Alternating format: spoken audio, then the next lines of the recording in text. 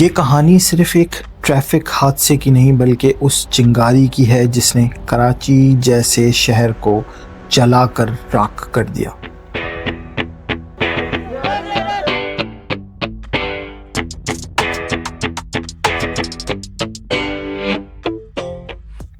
April 1985 کی ایک عام سی صبح بشریٰ زیدی نامی ایک طالبہ اپنے کالج کے لیے گھر سے نکلی، مگر وہ کبھی واپس نہ لوٹی۔ اس کی موت نے روشنیوں کے شہر پر ایسے اندھیرے مسلط کیے جن کا سایہ آج تک محسوس کیا جاتا ہے۔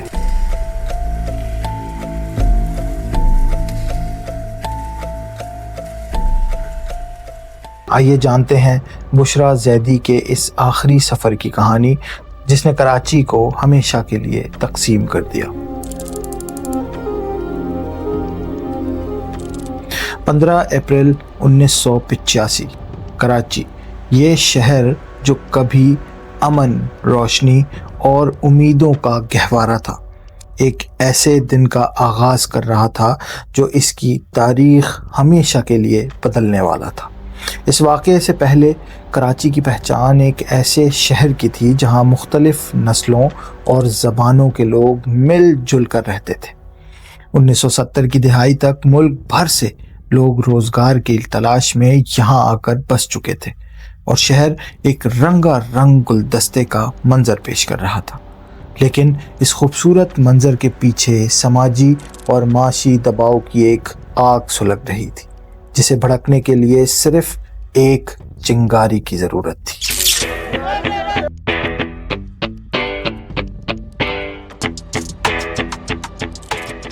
اس وقت شہر کا سب سے سنگین مسئلہ اس کا پبلک ٹرانسپورٹ کا نظام تھا۔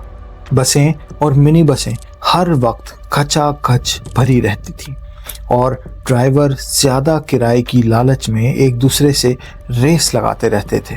ان کے نزدیک انسانی جان کی کوئی قیمت نہیں تھی، سڑکوں پر قانون کا کوئی وجود نہیں تھا اور شہریوں میں روز بروز غصہ اور بے بسی بڑھ رہی تھی۔ یہ وہ ماحول تھا جس میں کراچی کے لوگ ہر روز اپنی جان ہتھیلی پر رکھ کر گھروں سے نکلتے تھے۔ انہیں نہیں معلوم ہوتا تھا کہ بس کا یہ سفر انہیں منزل تک پہنچائے گا یا سیدھا موت کے منہ میں لے جائے گا۔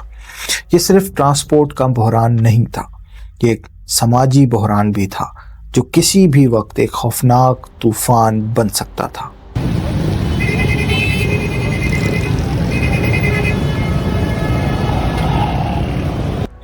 اس دن کی صبح بھی کچھ الگ نہیں تھی۔ کراچی کے علاقے ناظم آباد میں 20 سالہ بشریٰ زیدی اپنی بڑی بہن نجمہ کے ساتھ سر سید کالج جانے کے لیے تیار ہو رہی تھی۔ وہ دونوں اس بات سے بالکل بے خبر تھیں کہ موت ان کے تعاقب میں ہے۔ ان کے والد روزگار کے سلسلے میں عمان میں مقیم تھے اور ان کا خاندان کسی بھی سیاسی جماعت سے تعلق نہیں رکھتا تھا۔ یہ ایک عام متوسط طبقے کا خاندان تھا جو بس اپنے بچوں کے بہتر مستقبل کے لیے خواب دیکھ رہا تھا۔ صبح کے تقریباً 8 بجے بشریٰ اور نجمہ ناظم آباد چورنگی کے پاس بس سے اترنے کی کوشش میں تھیں۔ کنڈکٹر نے بس کو پوری طرح روکے بغیر ہی انہیں اترنے کو کہا۔ جیسے ہی دونوں بہنیں چلتی بس سے نیچے اتریں، اسی روٹ کی ایک دوسری بس جو پہلی بس سے ریس لگا رہی تھی ان پر چڑھ دوڑی۔ یہ ایک دل دہلا دینے والا منظر تھا۔ ایک پل میں سب کچھ ختم ہو گیا۔ بشریٰ زیدی بس کے پہیوں تلے آ کے موقع پر ہی دم توڑ گئی جبکہ اس کی بہن نجمہ شدید زخمی ہوئی۔ سڑک پر بکھرا ہوا خون صرف ایک طالبہ کا نہیں تھا بلکہ یہ اس شہر کے امن کا خون تھا جو بہہ رہا تھا۔ حادثے کی خبر جنگل کی آگ کی طرح پھیلی۔ سب سے پہلے بشریٰ کے اپنے سر سید کالج کی طالبات احتجاج کرنے سڑکوں پر نکل آئیں۔ ان کے ساتھ ہی قریبی عثمانیہ کالج کے طلبہ بھی شامل ہو گئے۔ شروع میں یہ احتجاج پرامن تھا اور ان کا مطالبہ صرف ڈرائیور کی گرفتاری اور انصاف تھا، لیکن پولیس نے حالات کو سمجھنے کے بجائے طاقت کا استعمال کیا۔ احتجاج کرنے والی طالبات پر لاٹھیاں برسائی گئیں، آنسو گیس کی شیلنگ کی گئی اور پولیس اہلکار کالج کے اندر گھس کر بھی تشدد کرتے رہے۔ یہ ریاستی تشدد آگ پر تیل ڈالنے کے برابر نکلا۔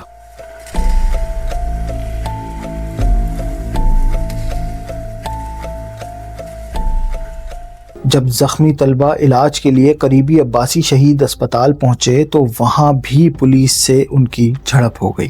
پولیس کا اصرار تھا کہ ڈاکٹر طالبات سے پہلے ایک زخمی پولیس اہلکار کا علاج کریں، جس پر تلخ کلامی ہوئی اور پولیس نے اسپتال کے ایمرجنسی وارڈ میں بھی توڑ پھوڑ کی۔ اس واقعے نے پورے شہر کو اپنی لپیٹ میں لے لیا۔ اب یہ احتجاج صرف ٹرانسپورٹ مافیا یا پولیس کی بربریت کے خلاف نہیں رہا تھا، بلکہ ایک افواہ نے منظر ہی بدل دیا کہ حادثے کا ذمہ دار ڈرائیور ایک پشتون تھا۔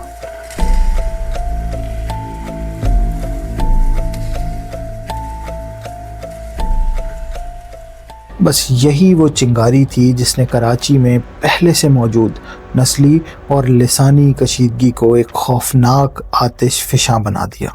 شہر مہاجر اور پختون آبادیوں میں بٹ گیا۔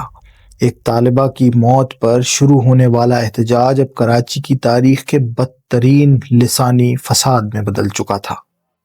اگلے کئی دن تک کراچی میدان جنگ بنا رہا۔ شہر کے کونے کونے میں جلاؤ، گھراؤ، لوٹ مار اور تشدد کے واقعات معمول بن گئے۔ حالات اتنے خراب ہوئے کہ فوج کو طلب کرنا پڑا اور کئی علاقوں میں کرفیو لگا دیا گیا۔ تعلیمی ادارے بند ہو گئے، کاروبار ٹھپ ہو گیا اور شہر میں کھانے پینے اور دواؤں تک کی قلت پیدا ہو گئی۔ ایک اندازے کے مطابق ان فسادات میں ابتدائی طور پر 9 افراد ہلاک اور 100 سے زائد زخمی ہوئے، لیکن آنے والے ہفتوں اور مہینوں میں یہ تعداد سینکڑوں تک پہنچ گئی۔ بشرا زیدی کا حادثہ ایک المناک سانحہ تھا، لیکن اس کے نتائج کہیں زیادہ خوفناک نکلے۔ اس واقعے نے کراچی کی سیاست اور معاشرت کو ہمیشہ کے لیے بدل کر رکھ دیا۔ اس نے شہر میں مہاجر اور پختون برادریوں کے درمیان بے اعتمادی اور نفرت کی ایسی دیوار کھڑی کر دی جو آج تک مکمل طور پر نہیں گر سکی۔ اس واقعے نے مہاجر قوم پرستی کے احساس کو شدید تقویت بخشی۔ یہ محسوس کیا جانے لگا کہ ریاست اور اس کے ادارے، خاص طور پر پولیس، ان کے ساتھ امتیازی سلوک کر رہے ہیں، اور اسی سیاسی خلا اور احساس محرومی کا فائدہ متحدہ قومی موومنٹ یعنی MQM نے اٹھایا۔ تمام حق پرستوں کو، حق پرست بزرگوں کو، ماؤں کو، بہنوں کو اور پاکستان کے مظلوم عوام کو اور اس تاریخی جلسہ عام میں موجود ایک ایک فرد کو اپنا سلام پیش کرتا ہوں۔ بشرا زیدی کی موت اور اس کے بعد ہونے والے فسادات MQM کی سیاسی میدان میں ابھرنے کا ایک بڑا سبب بنے۔ اس جماعت نے مہاجروں کے حقوق کا نعرہ استعمال کر کے تیزی سے مقبولیت حاصل کی اور کراچی کی سب سے بڑی سیاسی طاقت بن کر سامنے آئی۔ اس کے بعد کراچی نے تشدد کا وہ دور دیکھا جس کی مثال نہیں ملتی۔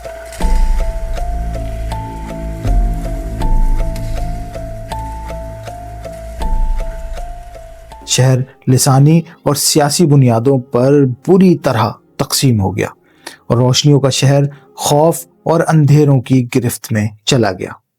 آج اس واقعے کو کئی دہائیاں بیت چکی ہیں، لیکن بشرا زیدی کا نام کراچی کی تاریخ میں ایک ایسے سیاہ باب کے طور پر درج ہے جس نے اس شہر کی روح کو گھائل کر دیا۔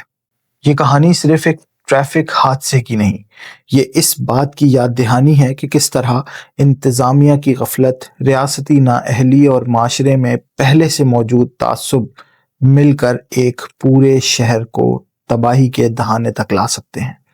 بشرا زیدی کی موت ایک انفرادی سانحہ تھی، مگر اس نے کراچی کے اجتماعی وجود پر جو زخم لگائے وہ آج بھی تازہ ہیں۔ اس کی کہانی ہم سے ایک سوال کرتی ہے: کیا ہم نے اپنی تاریخ سے کوئی سبق سیکھا ہے، یا آج بھی ہمارا معاشرہ اسی بارود کے ڈھیر پر بیٹھا ہے جسے بھڑکنے کے لیے صرف ایک چنگاری کا انتظار ہے۔